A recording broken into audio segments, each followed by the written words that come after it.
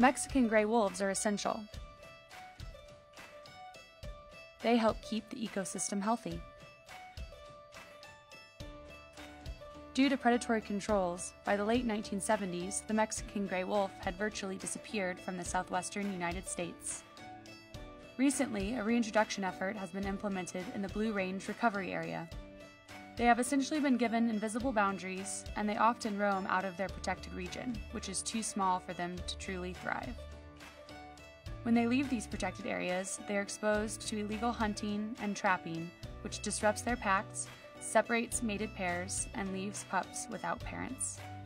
For reintroduction efforts to be truly successful, the wolf needs a safe corridor to roam free and thrive.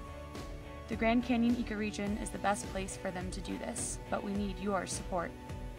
For more information, please visit www.gcwolfrecovery.org.